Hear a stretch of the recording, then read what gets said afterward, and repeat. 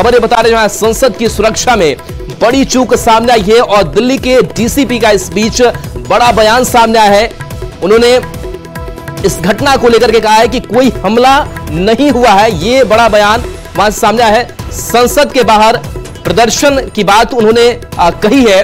साथ ही आगे कहा है कि कलर स्मोक के साथ ये प्रदर्शन हुआ है।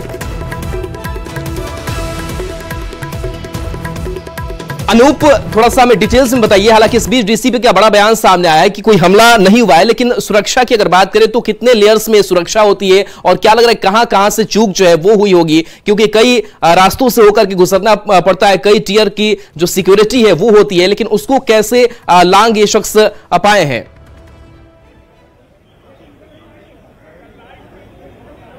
देखिए, बिल्कुल आपने सही और वाजिब सवाल किया, क्योंकि ये संसद भवन के अंदर जाने के लिए पुख्ता सुरक्षा के इंतजाम किए जाते हैं। आपको सीधी तस्वीरें दिखाते हैं कि ये मेन गेट है जहां से दर्शक की एंट्री होती है, यहीं से कई नेता एंटर करते हैं, यहीं से जो पत्रकार हैं जो कवरेज करते हैं उनकी एंट्री होती है और सबसे पहले यहां पर पास की जांच होती है, पास बनाई जाती है और एक बड़े तरीके से यहां सुरक्षा के जांच की जाती है और उसके बाद ये पूरे 3 लेयर की जांच होती है।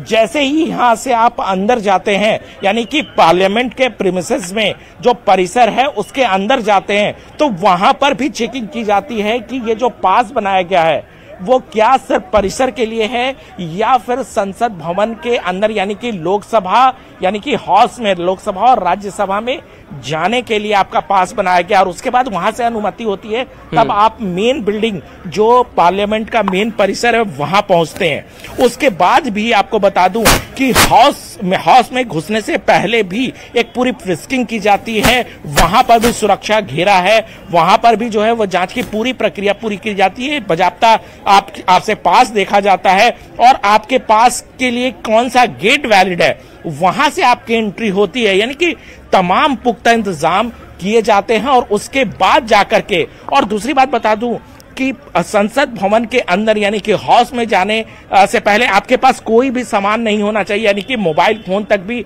बाहर रखा जाता है। आपको तमाम कुछ भी चीज वहां ले जाने की अनुमति नहीं होती है और आप सीधे एक सशरीर आप अंदर जाते हैं हाउस के अंदर। और उसके बावजूद अगर इस तरह की घटना घटी है तो ये वाकई अप्रत्याशित है, क्योंकि इस तरह की घटना कभी नहीं घटी है। आपको जिस बात का जिक्र कर रहे थे कि जिस वक्त यहाँ पर आतंकी घटना को अंजाम दिया गया था उस वक्त भी कोई भी शख्स संसद भवन के अंदर यानी कि हाउस में एंट्री नहीं उनकी हुई थी, वो बाहर में ही उन्होंने आतंकी घटना को अंजाम दिया था।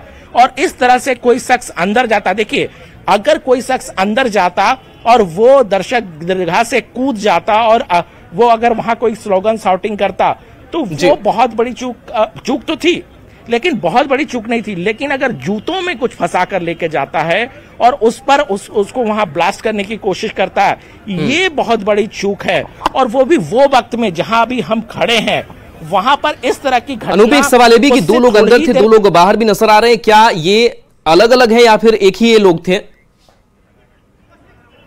नारे की तरह के लगा रहे थे?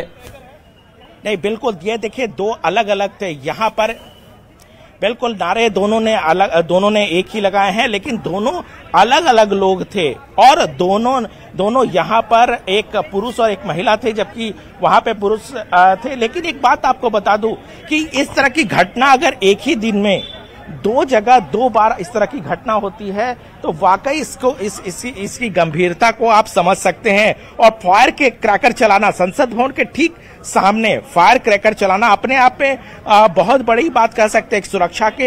सुरक्षा घेरे को आपको बता दूं कि जिस जगह पे यहाँ पर मीडिया के लोग मौजूद हैं, इस जगह पे भी आम तौर पे आम लोगों की एंट्री नहीं होती है। इससे तकरीबन 500 मीटर दूर ही फ्रिस्किंग की व्यवस्था होती है। आम गाड़ियों को नहीं आना होता है।